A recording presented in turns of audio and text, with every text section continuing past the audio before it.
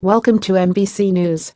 This is latest news for you. Senator Al Franken, D. Minnesota, broke 8 days of media silence and addressed sexual harassment allegations in a series of interviews on Sunday. "I'm not going to make any excuses. I'm embarrassed and ashamed of some of what has come out," Franken told CBS Minnesota on Sunday. Franken told the Minnesota Star-Tribune that he would return to work on Monday knowing "I've let a lot of people down, and I'm hoping I can make it up to them and gradually regain their trust."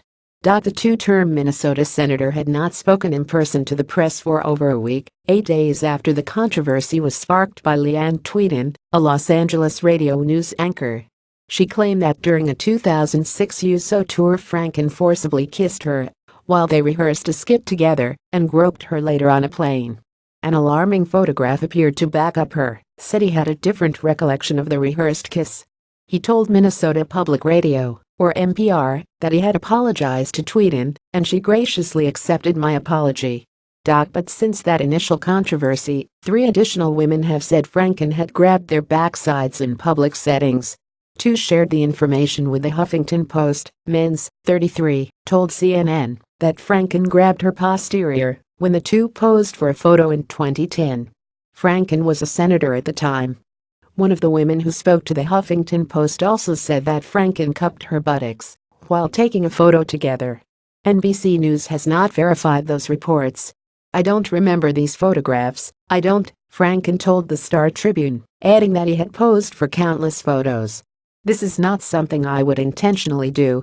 Franken said he was blindsided by the allegations and added that he had used the past week to think about how that could happen.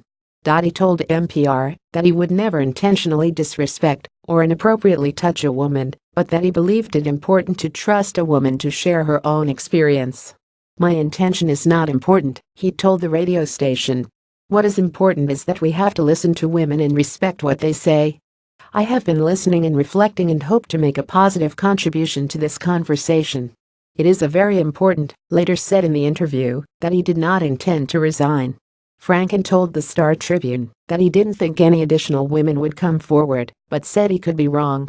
"If you had asked me 2 weeks ago, would any woman say I had treated her with disrespect? I would have said no," he said. "So this has just caught me by surprise. I certainly hope not."